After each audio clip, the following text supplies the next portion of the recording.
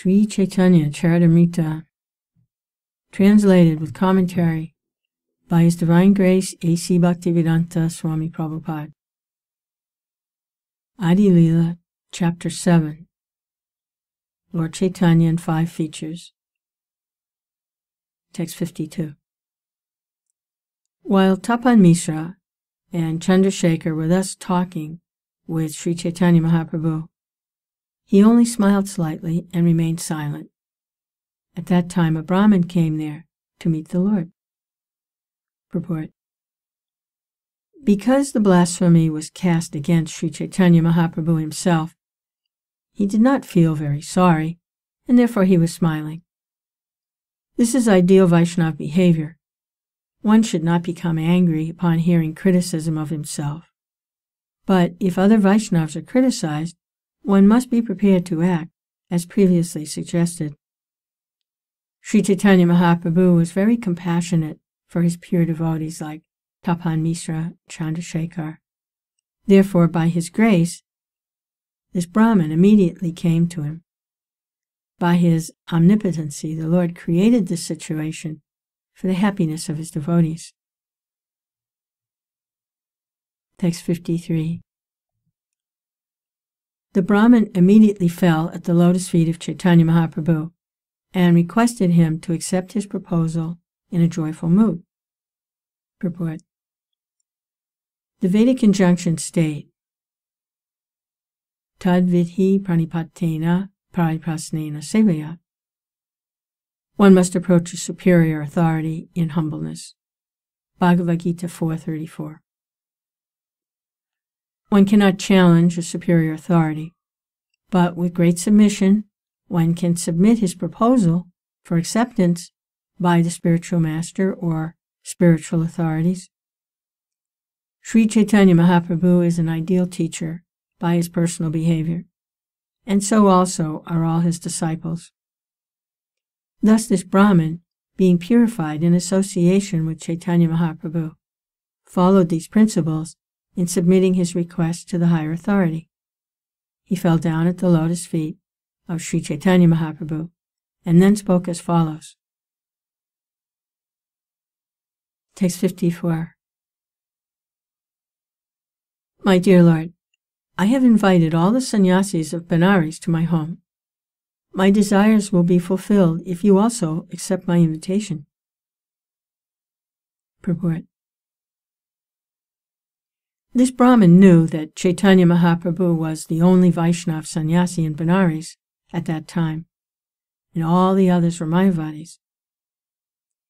It is the duty of a grihasta to sometimes invite sannyasis to take food at his home.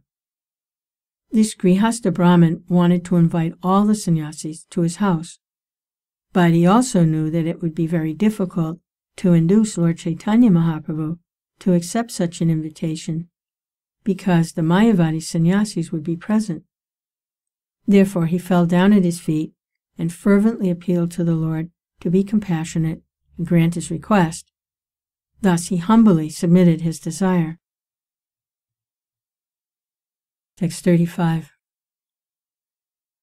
My dear Lord, I know that you never mix with other sannyasis, but please be merciful unto me and accept my invitation. Purport. An acharya, or a great personality of the Vaishnava school, is very strict in his principles, but although he is as hard as a thunderbolt, sometimes he is as soft as a rose. Thus, actually, he is independent. He follows all the rules and regulations strictly, but sometimes he slackens this policy. It was known that Lord Chaitanya never mixed with the Mayavadi sannyasis. Yet he conceded to the request of the Brahmin, as stated in the next verse. Text 56. Lord Chaitanya smiled and accepted the invitation of the Brahmin. He made this gesture to show his mercy to the Mayavadi sannyasis. Purport. Tapan Mishra and Chandrasekhar appealed to the lotus feet of the Lord regarding their grief at the criticism of him by the sannyasis in Benares. Chaitanya Mahaprabhu merely smiled Yet he wanted to fulfill the desires of his devotees, and the opportunity came when the Brahmin came to request him to accept his invitation to be present in the midst of the other sannyasis. This coincidence was made possible by the omnipotency of the Lord. Text 57. The Brahmin knew that Lord Chaitanya Mahaprabhu never went to anyone else's house. Yet, due to inspiration from the Lord, he earnestly requested him to accept the invitation. Text 58. The next day, when Lord Chaitanya Mahaprabhu went to the house of that Brahmin, he saw all the sannyasis of Benares sitting there. Text 59. As soon as Sri Chaitanya Mahaprabhu saw the sannyasis, he immediately offered obeisances, and then he went to wash his feet. After washing his feet, he sat down by the place where he had done so. Purport. By offering his obeisances to the Mayavadi sannyasis, Sri Chaitanya Mahaprabhu very clearly exhibited his humbleness to everyone. Vaishnavas must not be disrespectful to anyone, to say nothing of a sannyasi. Sri Chaitanya Mahaprabhu teaches, Amanina manadena. One should always be respectful to others, but should not demand respect for himself. A sannyasi should always walk barefoot, and therefore when he enters a temple or a society of devotees, he should first wash his feet and then sit down in a proper place. In India, it is still the prevalent custom that one put his shoes in a specific place and then enter the temple barefoot after washing his feet. Sri Chaitanya Mahaprabhu is an ideal acharya, and those who follow in his footsteps should practice the methods of devotional life that he teaches. Text 60. After sitting on the ground, Chaitanya Mahaprabhu exhibited his mystic power by manifesting an effulgence as brilliant as the illumination of millions of suns. Purport. Sri Chaitanya Mahaprabhu, as the Supreme Personality of Godhead Krishna, is full of all potencies. Therefore, it is not remarkable for him to manifest the illumination of millions of suns. Lord Sri Krishna is known as Yogeshwar, the master of all mystic powers. Sri Krishna Chaitanya Mahaprabhu is Lord Krishna himself, therefore he can exhibit any mystic power. Text 61. When the sannyasis saw the brilliant illumination of the body of Sri Chaitanya Mahaprabhu, their minds were attracted, and they all immediately gave up their sitting places and stood in respect. To draw the attention of common men, sometimes saintly persons, acharyas, and teachers exhibit extraordinary opulences. This is necessary to attract the attention of fools. But a saintly person should not misuse such power for personal sense gratification, like false saints who declare themselves to be God. Even a magician can exhibit extraordinary feats, which are not understandable to common men. But this does not mean that the magician is God. It is a most sinful activity to attract attention by exhibiting mystic powers and utilizing this opportunity to declare oneself to be God. A real saintly person never declares himself to be God, but always places himself in the position of a servant of God. For a servant of God, there is no need to exhibit mystic powers, and he does not like to do so, but, on behalf of the Supreme Personality of Godhead, a humble servant of God performs his activities in such a wonderful way that no common man can dare try to act like him. Yet a saintly person never takes credit for such actions because he knows very well that when wonderful things are done on his behalf by the grace of the Supreme Lord, all credit goes to the Master and not to the servant. Text 62. The leader of all the Mayavadi sannyasis present was named Prakasananda Saraswati. And after standing up, he addressed Lord Chaitanya Mahaprabhu as follows, with great respect. Purport. As Lord Chaitanya Mahaprabhu showed respect to all the Mayavadi sannyasis, similarly, the leader of the Mayavadi sannyasis, Prakasananda, also showed his respects to the Lord. Text 63. Please come here, Your Holiness. Why do you sit in that unclean place? What has caused your lamentation? Purport. Here is the distinction between Lord Chaitanya Mahaprabhu and Prakasananda Saraswati. In the material world, everyone wants to introduce himself as very important and great. But Chaitanya Mahaprabhu introduced himself very humbly and meekly. The Mayavadis were sitting in an exalted position, and Chaitanya Mahaprabhu sat in a place which was not even clean. Therefore, the Mayavadi sannyasis thought that he must have been aggrieved for some reason, and Prakasananda Saraswati inquired about the cause of his lamentation. Text 64.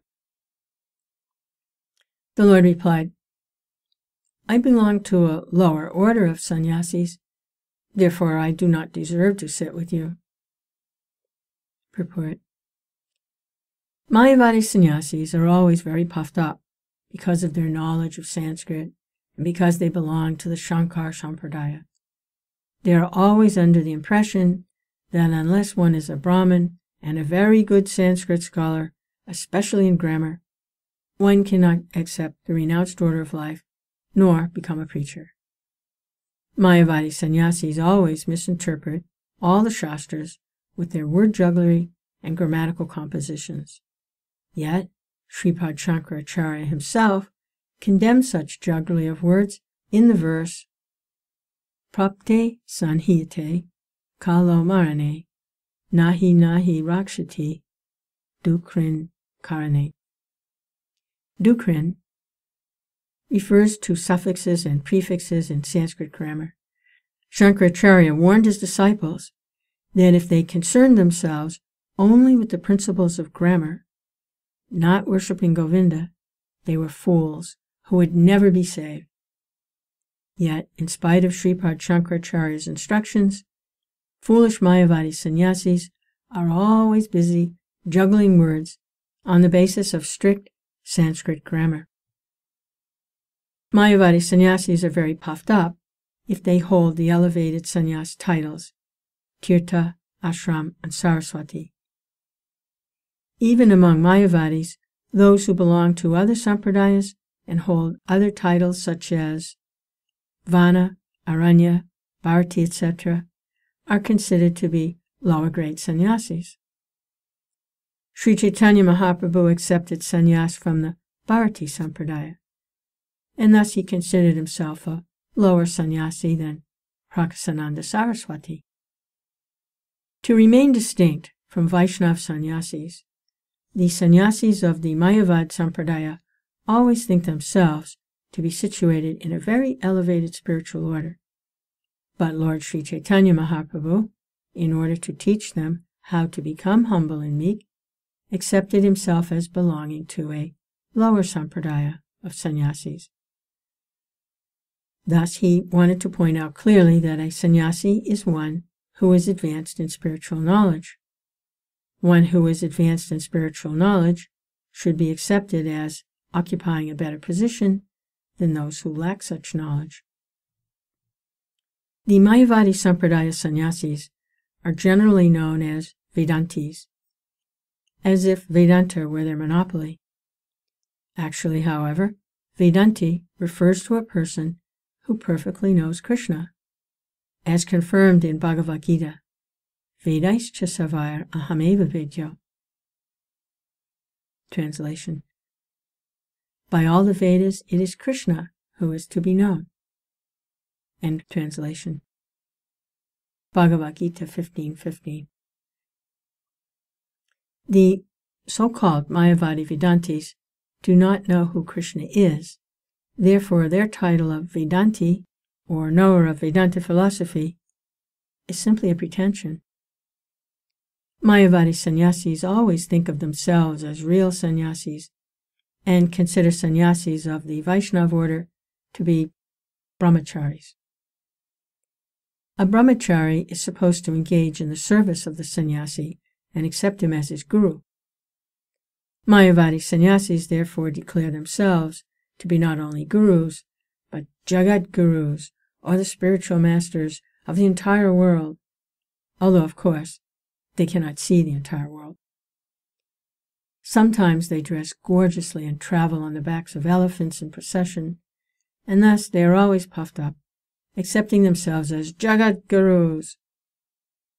Srila Rupa Goswami, however, has explained that Jagat Guru properly refers to one who is the controller of his tongue, mind, words, belly, genitals, and anger. Pritivimsa Sisyat. Such a Jagat Guru is completely fit to make disciples all over the world. Due to false prestige, Mayavadi sannyasis who do not have these qualifications sometimes harass and blaspheme a Vaishnava sannyasi who humbly engages in the service of the Lord.